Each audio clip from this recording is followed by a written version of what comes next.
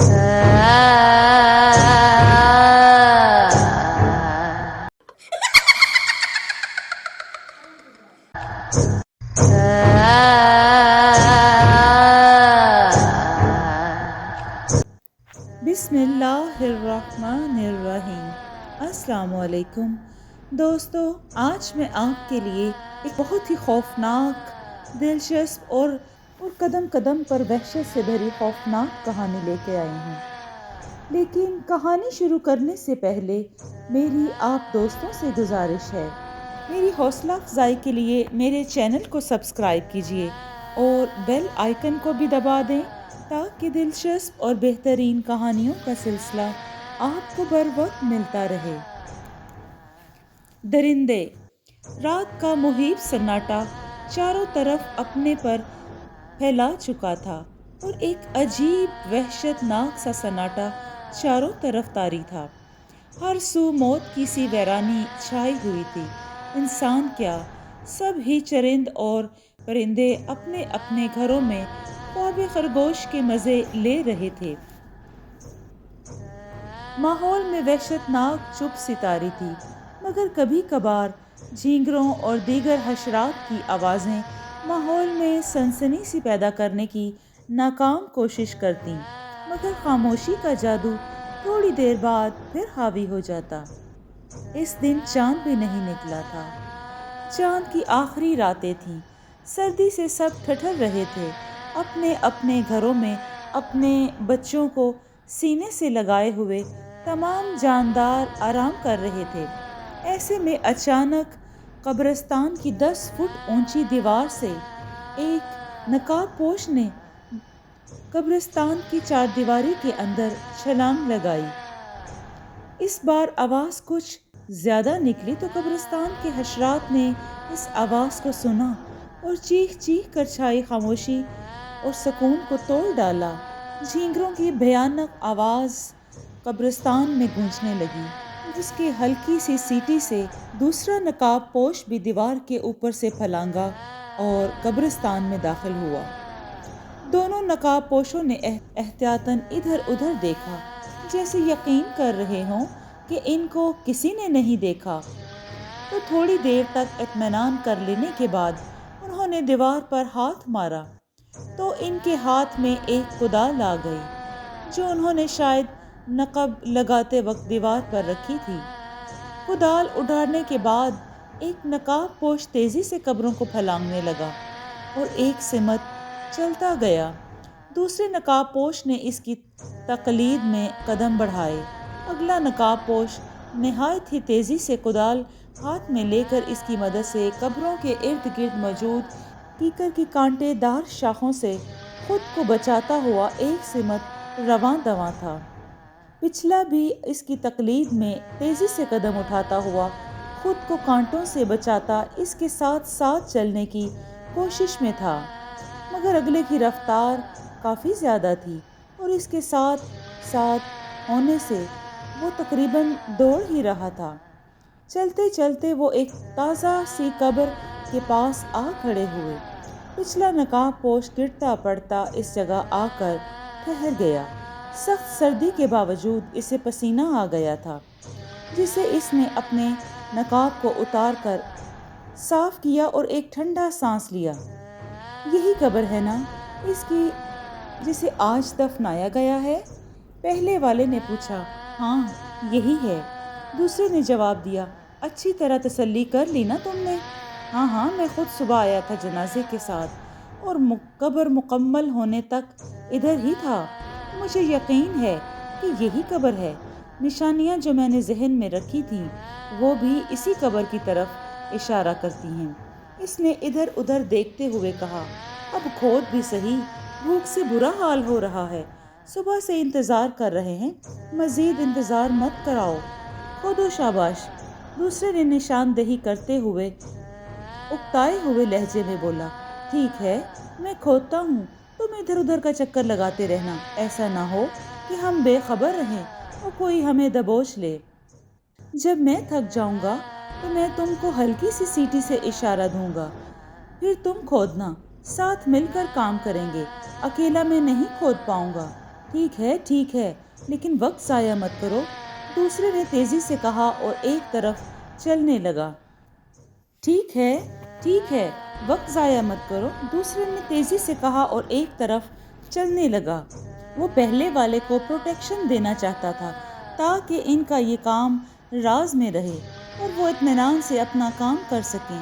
پہلے والے نے اپنا نقاب اتارا اور کدال کا ایک بھرپور وار اس تازہ قبر پر کیا اور مٹی قبر سے ہٹانے لگا۔ انجانے کون سا اسرار تھا جس کے لیے وہ اس ہولناک اور وحشت ناک قبرستان میں آ کر ایک تازہ قبر کھود رہے تھے۔ کدال کی بھرپور زر قبر میں موجود مردے اور اس شخص کے درمیان پھیلی ہوئی مٹی کو بتدریج کم کر رہی تھی۔ وہ بڑی تیزی سے ہاتھوں بازوؤں کا استعمال کر رہا تھا، اس کے پسینے چھوٹ رہے تھے، سخت سردی میں بھی اسے گرمی لگ رہی تھی۔ وہ نہایت ہی اطمینان سے اور تیزی سے قبر کھود رہا تھا اور جب تھک جاتا 2 منٹ تک ذرا ٹھہر جاتا، پھر دوبارہ سے اپنے کام میں مگن ہو جاتا۔ جب وہ قبر کو آدھے سے زیادہ کھود چکا تو اس کی ہمت جواب دے گئی، وہ کافی تھک گیا تھا۔ اس نے ہلکی سی آواز میں سیٹی نکالی، یعنی سیٹی بجائی، اور کدال ہاتھ میں پکڑے قبر سے باہر آ گیا۔ نقاب پوش نے دوسرے کو اس کو اشارہ کیا کہ اب اس کی باری ہے کھدائی کی، اور پہلا اسے پروٹیکشن دینے والا تھا۔ سیٹی کی آواز سن کر وہ تیزی سے پہلے والے کی جانب آیا اور اس سے کدال لے کر وہ تیزی سے بقیہ کام کو پورا کرنے لگا۔ پہلے والا ایک جگہ ہو کر بیٹھ گیا اور اپنا سانس درست کرنے لگا، ساتھ میں وہ احتیاط کے طور پر ایک تائرانہ سی نگاہ ارد گرد بھی ڈال لیتا تھا۔ سانس درست کرنے کے بعد وہ تیزی سے اٹھا قبر کا معائنہ کیا۔ قبر تختوں تک پہنچ چکی تھی۔ احتیاط اور آرام سے اور اپنے ہاتھوں کی مدد سے تختوں کی مٹی ہٹا رہا تھا۔ دیہاتوں میں قبر میں تختوں کی بجائے پانی پینے والے گھڑے قبر میں تختے یا سل کی جگہ رکھ دیے جاتے ہیں، اور اس قبر میں بھی گھڑے ہی تھے، یعنی گھڑوں کے ارد گرد سے مٹی صاف کر رہا تھا۔ یہ کام وہ خاصی تیزی سے کر رہا تھا۔ پھر اس نے کدال کا ایک ہلکا سا وار گھڑے پر کیا، گھڑا آرام سے تھوڑی سی آواز پیدا کیے ٹوٹ گیا۔ اس نے نہایت ہی احتیاط سے گھڑے کی کرچیوں کو اکٹھا کر کے ایک جگہ ڈال دیا اور بقایا گھڑے میت سے اتارنے لگا۔ اس کام میں اسے چند منٹ لگے۔ میت کے اوپر سے تمام رکاوٹیں ہٹانے کے بعد اس نے ہلکی سی سیٹی بجائی اور ساتھی کو بلایا۔ ان دونوں نے احتیاط سے مردے کو قبر سے نکال کر قبر کی سرہانے کی جانب ڈال دیا، خود باہر آئے اور پھر تیزی سے انہوں نے قبر کی مٹی برابر کر دی۔ یہ کام انہوں نے اس صفائی سے کیا کہ کوئی بھی ثابت نہ کر سکتا تھا کہ قبر دوبارہ کھودی گئی ہے یا کوشش کی گئی ہے۔ حتیٰ کہ مردوں کو کھانے والا بچھو بھی اس بیچارے دھوکے میں پڑ جاتا اور اس کی بھی ساری محنت ضائع ہو جاتی۔ مردے کو انہوں نے تیزی سے اٹھایا اور دیوار کراس کرتے ہوئے نہایت تیزی سے مختلف گلیاں عبور کرتے ہوئے ایک کچے گھر میں داخل ہو گئے۔ چار دیواری کا دروازہ اچھی طرح بند کرنے کے بعد انہوں نے ایک کمرے میں لاش رکھ دی اور اس کا دروازہ بھی اچھی طرح بند کر دیا، اور اس سارے واقعے کی کسی کو کانوں کان بھی خبر نہ ہوئی۔ قبرستان میں کیا ہوا ہے؟ نہایت ہی چالاکی اور ہوشیاری سے سارا کام کیا گیا۔ مردے کو بوسیدہ سے کمرے میں ڈالنے کے بعد وہ دھڑام سے ایک ٹوٹی ہوئی چارپائی پر گرے اور اپنی تھکاوٹ دور کرنے لگے۔ تھوڑی دیر بعد اس نے کمرے کے ایک صندوق سے، جو حالات کی ستم ظریفی کی نظر ہو چکا تھا، چھرا نکالا اور ساتھ ہی ایک بڑا سا ٹوکا بھی تھا جس پر خون کے جمے ہوئے نشان تھے۔ پہلا وار اس نے مردے کی گردن پر کیا، مگر گردن کا گوشت سخت ہو چکا تھا، اس لیے وہ تھوڑا سا کٹا۔ پے در پے واروں کے بعد آخر کار گردن کٹ گئی۔ گردن کے کٹنے سے کافی گاڑھا خون نکلا جو فرش پر تھوڑا سا گرا۔ اس کے بعد دوسرا نشانہ مردے کے بازو پر، اسے کاٹنے کے لیے اسے کئی وار کرنے پڑے، اور بازو الگ کرنے کے بعد اس نے ایک طرف ڈال دیا۔ جیسے ہی اس نے بازو کو الگ کیا، چارپائی پر ڈھیر ہونے والا شخص تیزی سے اٹھا۔ اس نے مردے کے بازو سے گوشت چھری کی مدد سے اتار اتار کر قریبی پڑے دیگچے میں ڈالنا شروع کر دیا۔ یہ کام وہ نہایت تیزی سے کر رہا تھا۔ اتنے میں دوسرا بازو بھی کٹ گیا تو اس نے اس بازو سے بھی گوشت اتار کر دیچکے میں منتقل کر دیا۔ پھر اس چھرے کی مدد سے مردے کی گردن سے لے کر ناک تک چھرے سے چیرا سا لگا دیا۔ پھر اس نے اس لکیر یا چیرے کو کاٹنا شروع کیا، مطلب سینے کے پنجر کی ہڈیاں توڑنے لگا۔ چھری کی مدد سے کافی صبر آزما کام تھا چھرے سے ہڈیاں کاٹنا، مگر شاید وہ عادی تھا، اس لیے وہ کافی مہارت سے ہڈیاں کاٹتا گیا۔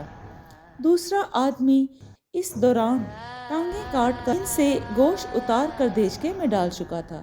اس نے کئی ہڈیوں کو ٹوکے کی مدد سے کمر تک کاٹا اور اندرونی اعضاء باہر نکالے، جس میں دل، گردے، پھیپھڑے وغیرہ۔ ان حصوں کو اس نے ایک کڑھائی میں ڈالا اور تقریباً 2 گھنٹے میں مردے کے جسم کا سارا گوشت کڑھائی میں ڈال چکے تھے۔ صبح کی لو پھوٹ رہی تھی اور مرغے اذانیں دے رہے تھے، یعنی صبح کا ٹائم ہونے کو تھا۔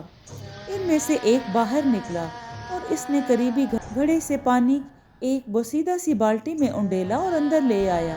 دوسرے نے کدال اٹھائی اور صحن کو ایک طرف سے تیز تیز کھودنے لگا۔ 2 فٹ گہرا اور انتہائی لمبا اور چوڑا کھودنے کے بعد وہ اندر آیا، مردے کی ہڈیوں کو جمع کیا اور چادر میں ڈال کر اس نے زمین پر ڈال کر چادر کو ایک جانب سے کھینچ لیا، مٹی کو برابر کر دیا۔ دوسرا اس دوران آگ جلا کر دیچکے میں گوشت کو پکنے کے لیے رکھ چکا تھا۔ آگ کی تپش مسلسل پانی کو بھاپ کی شکل دے رہی تھی اور پانی انسانی گوشت کو ابال رہا تھا۔ تھوڑی دیر بعد اس نے ایک مٹھی لال پسی ہوئی مرچوں کی اور چٹکی نمک کی ڈالی۔ دیگچے میں تھوڑی دیر بعد گوشت پک گیا تھا۔ اس نے وہ دیچکا اتار لیا اور کٹے ہوئے اندرونی اعضاء کو ٹکڑوں کی شکل میں موجود کڑھائی میں اسی آگ پر رکھ دیا اور پانی کی اچھی خاصی مقدار اس میں ڈال کر آگ پر پکنے کے لیے رکھ دیا۔ لپٹے ہوئے کفن کو اس نے اپنے کمرے والے صندوق میں رکھا اور اتنے میں صبح کا اجالا نمودار ہوا۔ وہ دونوں چارپائی پر آمنے سامنے بیٹھ گئے۔ دیگچے کو انہوں نے اپنے سامنے رکھا اور پھر ایک ایک بوٹی نکال کر کھانے لگے۔ اس دوران ان میں تھوڑی بہت بحث بھی ہوتی رہی۔ گفتگو کا موضوع یہی مردے اور ان کا گوشت تھا۔ وہ کھاتے رہے اور گوشت ان کے جسموں میں منتقل ہوتا گیا۔ سارے دیگچے کو خالی کرنے کے بعد انہوں نے گندے کپڑے سے مٹی کا فرش صاف کیا، پھر پانی حلق میں انڈیلا اور سو گئے۔ ان کا پیٹ گوشت سے بھر چکا تھا اور انسانی گوشت کی بھوک فی الحال ختم ہو گئی تھی۔ سونے سے قبل ایک بندے نے کڑھائی اتار کر اس میں موجود گوشت کو اسی دیچکے میں ڈالا اور ڈھانپ کر کمرے کے ایک کونے ایک پرانے سے صندوق میں چھپا کر رکھ دیا۔ بعد میں کھانے کے لیے جب وہ سو کر اٹھے تو عصر کا ٹائم ہو چکا تھا۔ وہ اٹھ کر نہائے، کپڑے بدلے اور شہر میں گھومنے پھرنے نکل گئے۔ وہ کافی دیر تک آوارہ گردی کرتے رہے۔ جب شام کا اندھیرا خاصا پھیل گیا تو وہ واپس آئے اور اپنے بوڑھے اور جوان دوستوں کی بیٹھک میں گپ شپ کرنے لگے۔ وہاں انہوں نے حقہ اور چائے پی اور رات گئے تک واپس آ گئے۔ ان کا اصل روپ ابھی تک کسی کو پتہ نہ تھا، سب لوگ بس ظاہری روپ دیکھ رہے تھے۔ وہ دونوں بھائی تھے، دونوں جوانی کی حدوں سے نکل کر اب بڑھاپے کی راہوں میں تھے۔ بڑا بھائی 43 سال کا تھا اور چھوٹا بھائی 41 سال کا تھا۔ بڑے کا نام ارشد تھا اور چھوٹے کا نام منیر تھا۔ ارشد کافی کمینہ اور چالاک انسان تھا اور اس کا کام مرنے والوں کے جنازوں میں ساتھ جانا اور قبر کی نشاندہی کرنے اور مردے والوں کے لواحقین سے مگرمچھ کے آنسو بہا کر تعزیت کرنا اور ان کی ہمدردی اور تھوڑے بہت پیسے اور مردے کے ساتھ آئے خوشبو، کپڑے وغیرہ اور پیسے بھی حاصل کرنا تھا۔ نیچ اور گھٹیا ذہنیت والا ارشد لوگوں کو بہت جلد اپنے چکر میں پھانس لیتا تھا۔ منیر کا کام بازار سے امیر لوگوں سے ملاقات وغیرہ کرنا، محلے والوں کی خبر گیری اور دوستوں کو بیوقوف بنانا تھا۔ وہ دونوں کافی کمزور اور دبلے تھے، مگر حرامی پن اور شیطانیت میں ان میں کوٹ کوٹ کر بھری ہوئی تھی۔ ان کی باتوں اور ان کے روپوں سے لگتا تھا کہ ان جیسا بے غیرت، بے حیا، کمینہ اور حرامی بندہ اس دنیا میں نہیں ہوگا۔ انسانوں کے بھیس میں چھپے ہوئے حرام کے پلے ہوئے درندے تھے یہ، جن کا مقصد صرف اور صرف مردہ انسانوں کا گوشت کھانا تھا۔ وہ معصوم لوگوں کو زبان سے لوٹنا اور انسانیت کو بدنام کرتے تھے۔ کوئی بھی مسلمان شخص مردوں کے ساتھ ایسا نہیں کرتا تھا، مگر وہ ذلیل اور درندے کتوں سے بھی بدتر انسان کے ساتھ یہ کام کر رہے تھے۔ میں ڈیوٹی پر تھا۔ میں اپنی ڈیوٹی اکثر رات 12 بجے سے صبح 6 بجے تک لگواتا ہوں۔ اس دوران میں نہ تو لوگوں کا رش ہوتا ہے اور نہ ہی کوئی ٹینشن۔ شام کو میرے دوست نے مجھے فون پر کہا کہ یہاں کسی دن آؤ، میں نے تم کو ایک بابا جی سے ملانا ہے، جن کے پاس ایک بہت حیران کن کہانی ہے۔ ہم نے وہ کہانی سنی ہے۔ توبہ یار، انسان کو درندہ بنتے ہوئے انہوں نے دیکھا ہے۔ دوست کی باتیں سن کر میں کافی حیران ہوا۔ میں نے سوچا کہ اس کے گھر جا کر اس بارے میں پوچھ گچھ کروں گا۔ میں کافی دنوں کے بعد گھر چھٹی پر گیا۔ میں سیدھا دوست کے گھر چلا گیا، تفصیلی بات کی۔ دوست نے کہا صبح میں تم کو بابا کے پاس لے چلوں گا، وہ تم کو وہ کہانی سنائیں گے جو ہم نے بھی سنی ہے۔ میں تجسس میں تھا کہ پوری رات نہ سو سکا، لہٰذا دوسرے دن میں بزرگ کے پاس چلا گیا اور ان کو سلام کرنے کے بعد میں نے ان سے کہا بابا جی، مجھے پتہ چلا ہے کہ آپ نے انسانوں کو درندہ بنتے ہوئے دیکھا ہے۔ میری بات سن کر انہوں نے کہا ہاں ایسا ہی ہے، اور پھر میرے کہنے پر انہوں نے کہانی سنائی کہ شام نگر میں ارشد اور منیر 2 بھائی رہتے تھے۔ ان کا والد کافی عرصہ پہلے فوت ہو گیا تھا۔ اس وقت وہ جوانی کی حدوں میں آ رہے تھے۔ ان کی بوڑھی ماں نے ان کو پالا، مختلف گھروں میں کام کاج کر کے مانگ کر، مطلب جیسے بھی اس نے ان کو نہ صرف پالا بلکہ ان دونوں کی شادیاں بھی کی۔ ماں کو اپنے دونوں بیٹوں سے بہت محبت تھی اور وہ بھی اپنی ماں پر جان چھڑکتے تھے، مگر ان کی جو بیویاں آئیں تو انہوں نے ان کی ماں کو اپنی جوتی پر رکھا اور اس کا جینا حرام کر دیا۔ بوڑھی ماں اپنے بیٹوں کی خاطر یہ برداشت کر گئی اور کوئی شکایت نہ کی۔ دن کو دونوں بھائی قریبی جگہ کام کرتے، شام کو تھکے ہارے واپس آتے۔ ایک بار ان کی بیویوں نے طیش میں آ کر ساس کو بہت مارا اور لہو لہان کر دیا۔ ماں نے ان کی شکایت اپنے بیٹوں سے کی اور اگلا پچھلا سارا حساب کتاب کھول کے رکھ دیا۔ بیٹوں نے یہ سن کر اپنی بیویوں کو بہت مارا اور گھر سے نکال دیا۔ ان کی بیویاں بھی شاید ہٹلر کے خاندان سے تھیں۔ فوراً گھر جا کر جھوٹ موٹ کا قصہ بنایا اور بھائیوں نے ان دونوں پر ہلہ بول دیا، ان کی ٹھکائی کی۔ بس پوچھیے مت، ماں اپنے لختے جگر کو چھڑانے آئی تو اس کی سمدھن نے اس کا وہ حال کیا کہ اپنی بیٹیوں کے ساتھ مل کر بہت مارا۔ بہرحال ان کا گھر خراب ہو گیا، مطلب یہ کہ ان کی بیویاں ہمیشہ کے لیے ان سے روٹھ کر میکے چلی گئیں۔ منانے کی لاکھ کوشش کی مگر بے سود۔ کچھ عرصہ تک کوشش جاری رہی مگر کچھ نہ ہوا اور نہ وہ آئیں، بلکہ جو بھی ان کو منانے آتا ان کی بھی بری حالت کرتے، لڑتے جھگڑتے اور مار کر بھیجتے۔ پوچھیے مت۔ بہرحال کچھ عرصہ بعد ان کی ماں ان کو چھوڑ کر ہمیشہ کے لیے چلی گئی، مطلب دنیا سے گزر گئی۔ عزیز و اقارب کی ان سے بنتی نہیں تھی، کسی نے کچھ ساتھ نہ دیا۔ روٹی ہوٹل پر کھاتے یا خود بناتے اور باقی کام بھی خود کرتے۔ ایک بار منانے کے لیے بیگمات کے پاس گئے، واپسی پر گھر سے ایسے نکالے گئے جیسے ہیروئن یا پاؤڈر کا عادی کپڑے پھاڑے عام طور پر دکھائی دیتا ہے، یعنی مار الگ، اور اوپر سے جو کچھ پیسے تھے وہ بھی نکال لیے اور کپڑے بھی پھاڑ دیے۔ 90 کلومیٹر کا پیدل سفر کرنے کے بعد ان کو گھر آنا پڑا، کیونکہ جس سے بھی مدد لی اس نے نشئی سمجھ کر ان کو دھکے دیے۔ یوں ان کی زندگی کی گاڑی چلنے لگی۔ کام کاج کرنے لگے اور زندگی گزارنے لگے۔ ارشد ایک بار سخت بیمار ہوا، اس کے علاج پر کافی خرچہ کیا، ٹھیک تو ہو گیا مگر غربت نے ان کو گھیر لیا۔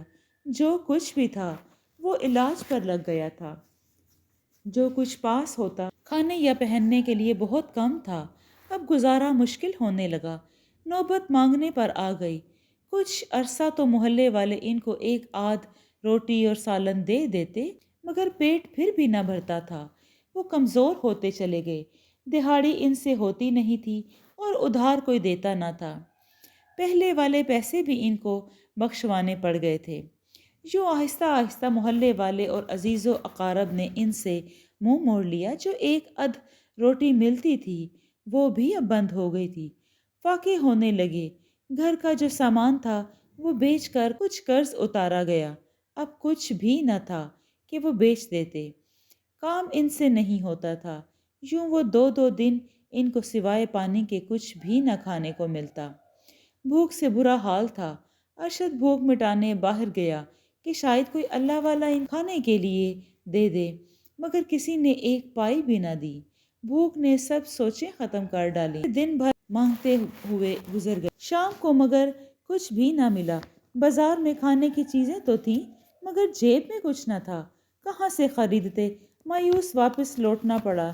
راستے میں ایک جگہ کھانے پینے کی دکان دیکھ کر ارشد سے رہا نہ گیا، وہ جلیبیوں پر ٹوٹ پڑا مگر دکان کے مالک نے ایک ٹکڑا بھی اس کے منہ پہ نہ جانے دیا، الٹا اتنا مارا کہ وہ لہو لہان ہو گیا۔ وہ گرتا پڑتا واپس گھر آ رہا تھا کہ راستے میں اسے ایک مرا ہوا کتا ملا جو شاید کسی ٹرک کے نیچے آ گیا تھا۔ اس کا جسم کے دو حصے ہو چکے تھے، اس کے اندر کے اعضاء دکھائی دے رہے تھے اور بدبو آ رہی تھی۔ کتے کے گوشت کو دیکھ کر وہ بھوک کے مارے اس سے رہا نہ گیا۔ اس نے اسی مردہ کتے کو بغل میں اٹھا کر چھپایا اور گھر لایا، فوراً اسے کڑھائی میں ڈالا اور چولہے پر رکھ دیا، آگ جلائی اور پانی بھی کڑھائی میں ڈالا۔ منیر بھوک سے بے ہوش ہو چکا تھا اور کھانا کھانا مانگ رہا تھا۔ اس نے تیزی سے کتے کے گوشت کا ادھ بھنا ہوا ٹکڑا اس کے منہ میں ڈالا اور وہ اسے آہستہ آہستہ چبانے لگا اور حلق سے اتارنے لگا۔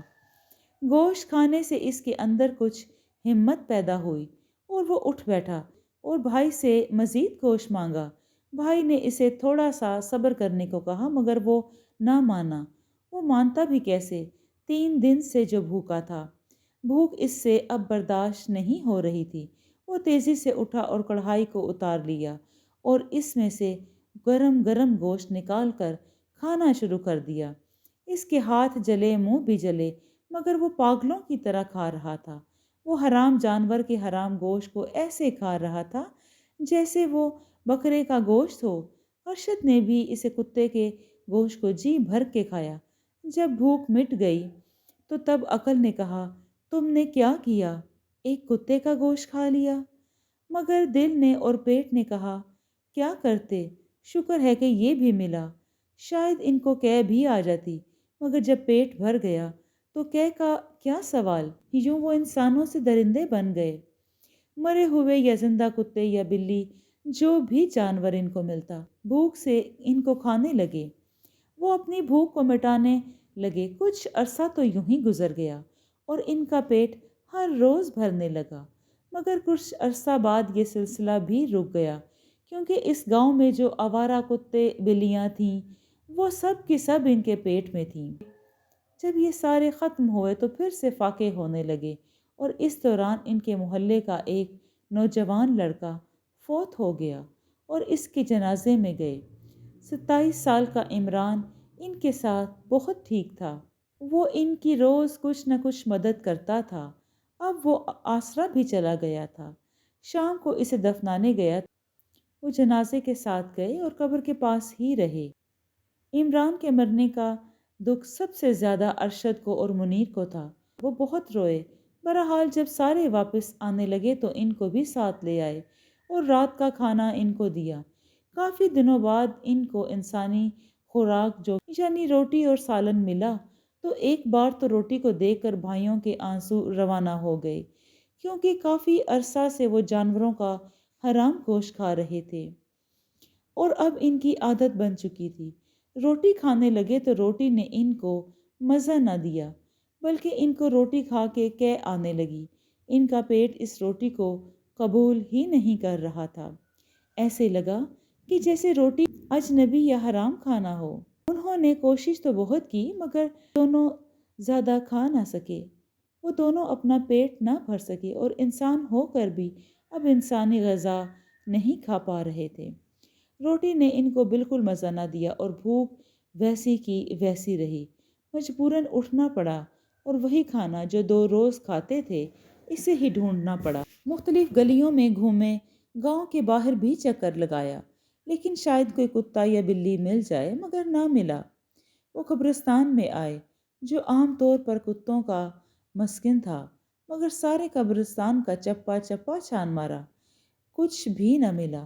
بھوک نے ان کا برا حال کر دیا تھا، چلنا بھی دوبر ہو گیا تھا، تو اسی عمران کی قبر پر آ بیٹھے۔ جوں جوں ٹائم گزر رہا تھا بھوک کی شدت میں اضافہ ہوتا گیا۔ کھانے کو کچھ بھی نہ تھا، اتنی سکت بھی نہیں تھی کہ گھر چلے جاتے یا مزید گشت کرتے۔ سوچ سوچ کر پاگل ہو رہے تھے، کھانا کہاں سے ڈھونڈا جائے، مگر عقل میں کچھ نہیں آ رہا تھا۔ مجبوراً ہاتھوں کو کاٹنے لگے۔ ارشد نے اپنے بازو پر کاٹا تو دانت جلد کو چیرتے ہوئے اندر گھس گیا اور خون ان کے منہ پر لگا تو ذائقہ اچھا لگا، تو اس نے نکلنے والا سارا خون چوس لیا۔ دماغ نے کچھ کام کیا تو اس کے عقل میں ایک بھیانک منصوبہ آیا۔ اس نے ہاتھوں سے عمران کی قبر کھودنا شروع کی۔ بھوک سے ہلنا بھی مشکل تھا، مگر جو ترکیب اس کے دماغ میں اپنا خون اور گوشت چاٹ کر آئی تھی اس پر عمل کرنا ضروری تھا۔ منیر نے بھی اپنے بھائی کی مدد کی۔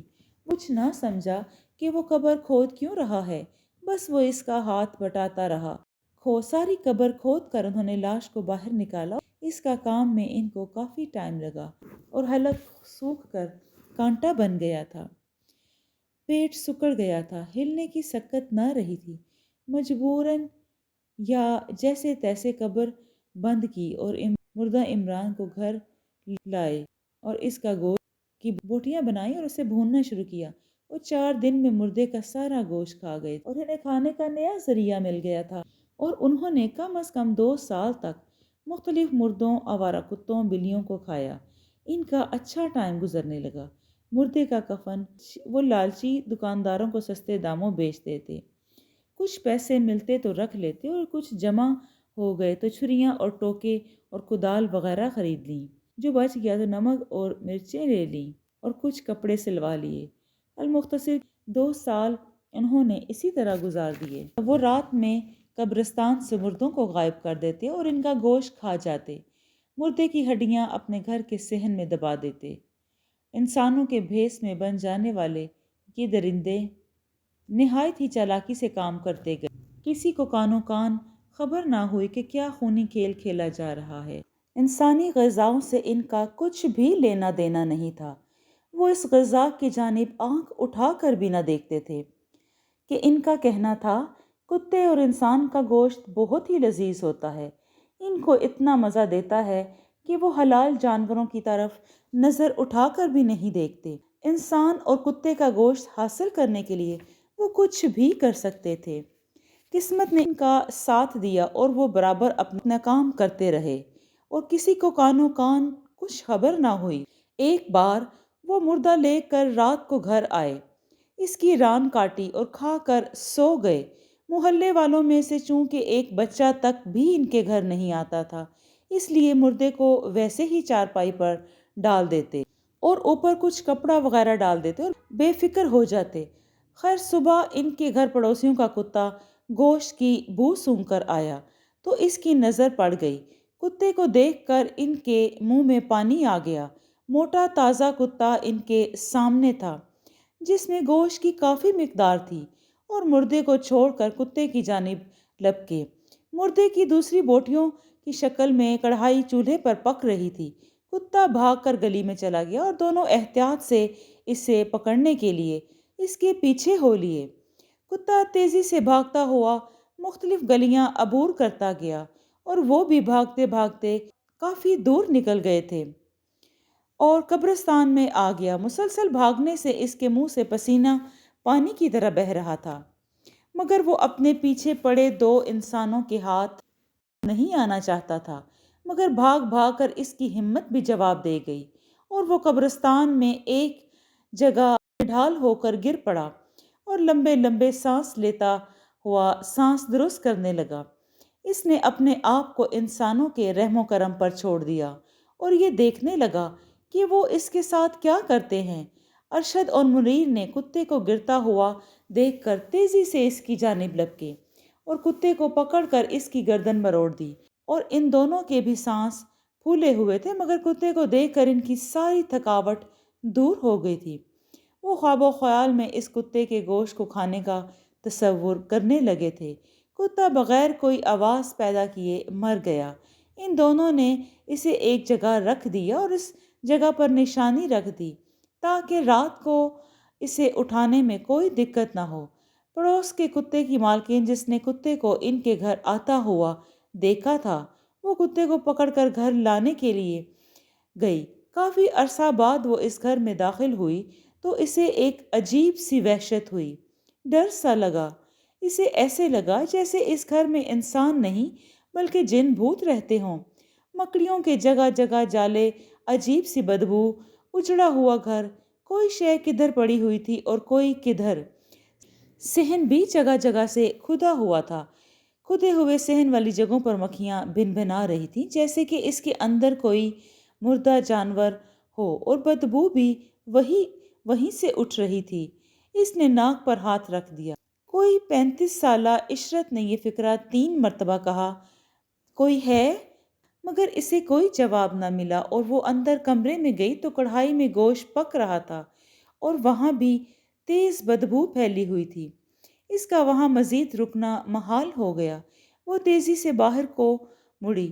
مڑتے وقت اچانک اس کی نظر بائیں طرف پڑی ہوئی چارپائی پر پڑی، جس پر کوئی وجود لیٹا ہوا تھا اور اس کے اوپر سفید رنگ کی لہو بھری چادر پڑی ہوئی تھی۔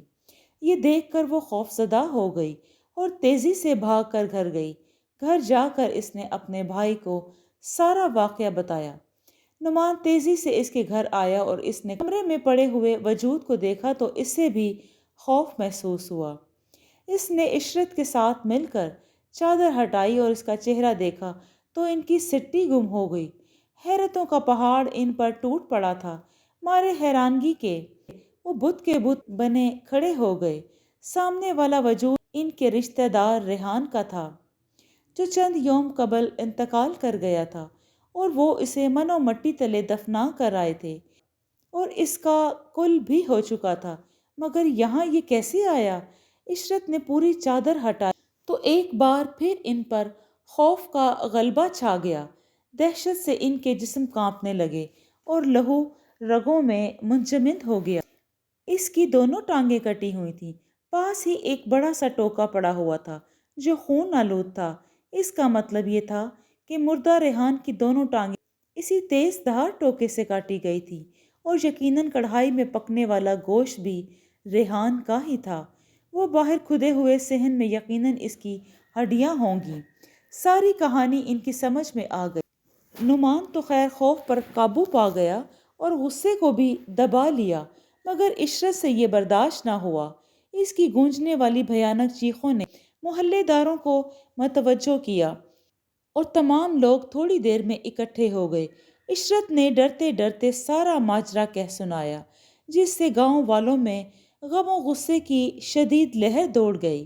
ان کو یقین ہی نہ آیا کہ ایسا بھی ہو سکتا ہے، مگر اندر کی صورتحال نے ان کو یقین کرنے پر مجبور کر دیا۔ گھر میں سب کو بکھری ہوئی مردوں کی ہڈیاں دکھائی دیں، جگہ جسموں کے کاٹنے والا سامان دیکھا۔ تمام لوگوں میں خبر آگ کی طرح پھیل گئی۔ جو بھی یہ سنتا وہی بھاگا ہوا چلا آتا، اور پھر کسی نے پولیس کو بھی اطلاع دی، اور پھر پولیس آئی، لاش کو قبضے میں کر لیا گیا۔ سارے سامان کی تلاشی لی گئی۔ کافی سارے کفن اور چھریاں ٹوکے برآمد ہوئے۔ صحن کی جب کھدائی کی گئی تو وہاں سے ہڈیاں نکلیں، جن کا ٹیسٹ کرایا تو پتہ چلا کہ ان میں سے کچھ انسانوں کی تھیں اور کچھ کتوں کی تھیں، لوگوں نے ان دونوں کی تلاش شروع کر دی اور قبرستان سے واپس آتے ہوئے ارشد اور منیر کو بھی گاؤں والوں نے چپکے سے پکڑ لیا۔ ریحان کے گھر والوں کا سب سے برا حال تھا۔ انہوں نے ان دونوں کو مار مار کر برا حال کر دیا۔ انہوں نے مار کھانے کے بعد تمام کہانی کہہ سنائی۔ تمام لوگ ان کی سنائی ہوئی کہانی سن کر توبہ توبہ کرنے لگے۔ یوں انسانوں کے درمیان رہتے ہوئے درندے بالآخر اپنے انجام کو پہنچ گئے۔ آج بھی لوگ ان کی کہانی کو یاد کر کے کانپ جاتے ہیں۔ یہ کہانی سننے کے بعد میں حیران سا رہ گیا کہ دنیا میں کیسے کیسے لوگ رہتے ہیں اور کیسے کیسے گھناؤنے کام کرتے ہیں۔ کیا ایسے لوگ انسان کہلانے کے لائق ہیں؟ نہیں، ہرگز نہیں۔ شام نگر دنیا کے کسی بھی حصے میں ہو، لیکن تھے تو وہ انسان ہی، جو انسانوں کے روپ میں انسانوں میں رہتے بھی انسان نہ تھے۔ جی دوستو، آپ کو یہ کہانی جو حقیقت پر مبنی ہے کیسی لگی؟ اگر آپ کو یہ کہانی پسند آئی ہے تو اس سٹوری کو لائک کیجئے اور کمنٹ میں اپنی رائے کا ضرور اظہار کریں۔ اپنا اور اپنوں کا بہت سا خیال رکھیں۔ شکریہ۔